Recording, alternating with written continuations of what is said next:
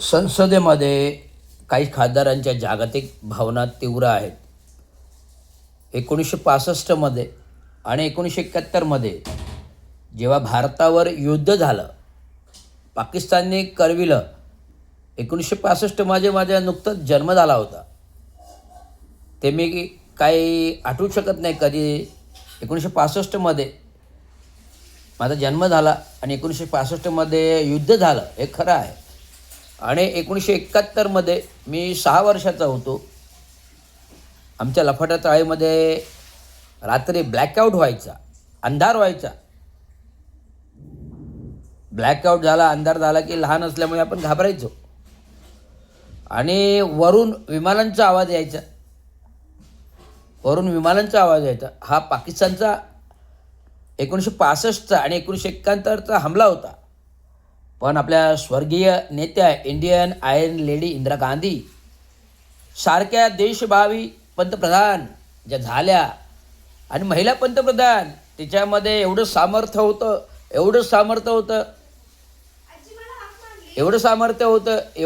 होतं जागतिक स्तरावरती त्यांना बहुमान होता. एक महिला पंतप्रधान देशाच्या बहुमान होता. आणि पाकिस्तानच्या चिंधड्या उडवल्या 1965मध्ये पण आणि 1971मध्ये पण. पाकिस्तानचे 2 तुकडे करून टाकले. बांगलादेश निर्मिती झाली त्या स्वर्गीय इंदिरा गांधींमुळे. अरे देशाच्या राज्य पातळीवर दहशतवाद मिटवण्याची शपथ कोणी घेतली होती?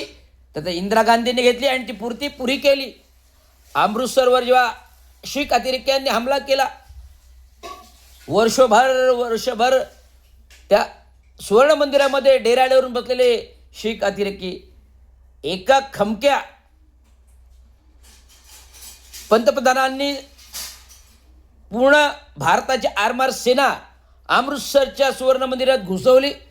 दहशतवाद्यांचा खात्मा केला, शीख अतिरेकांचा खात्मा केला. आणि त्याच इतिहासाची पुनरुत्ती देशाचे पंतप्रधान राजीव गांधी यांनी केली. जसं 1983मध्ये घटना घडली, इंदिरा गांधींनी शीख अतिरेकी घुसवल्यामुळे काही आतंकवादी विचाराचे सुरक्षा अधिकारी चिडले आणि इंदिरा गांधीला त्यांच्या घरीच मारले. ही फार दुर्धर घटना होती. आता इंदिरा गांधी त्या काळी असत्या त्या अजून पुढे 10-20 वर्ष जगल्या असत्या तर देश अजून प्रगत झाला असता जो त्यांनी केला. राजीव गांधींचा काही ह्या देशकारणामध्ये संबंध होता. इटालीचे मध्ये पायलट व्यवसायाने उद्योगाने पायलट उद्योगधंदा करणारे आणि दिशा आईंचं अशा प्रकारे सॅसिनेशन झाल्यावर त्यांना देशावर यावं लागलं. पंतप्रधान पद घेतलं हाती. कुठलाही अनुभव गाठीशी नसताना राजकीय केवळ घराण्यातील राजकारणाची धुरा बघता वाहता राजीव गांधी धुरंधर असे पंतप्रधान झाले. आणि जेव्हा निवडणुका लागल्या 5 वर्षाने, मला वाटतं लगेच 5 वर्षाने 2 वर्षांनी निवडणुका लागल्या 85मध्ये.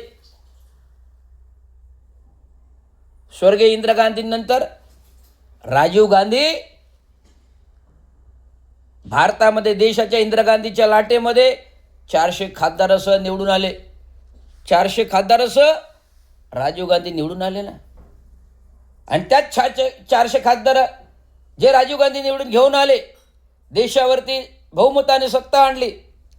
आणि त्याच 400 खासदारांची बरोबरी नरेंद्र मोदी करायला पाहतात.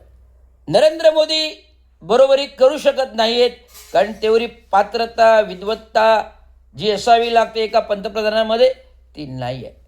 ते राजघराणं होतं, त्यांच्या रक्तामध्ये भारत देश आहे. भारत देश आहे ते राहुल गांधीच्या विचारांनी आहे. देशाच्या लोकांना गृहीत धरून भूलथापा मारून अब की बार मोदी सरकार हर घर घर में 15 लाख, हर किसान को अनाज, इंसान को मकान, हर इंसान को नौकरी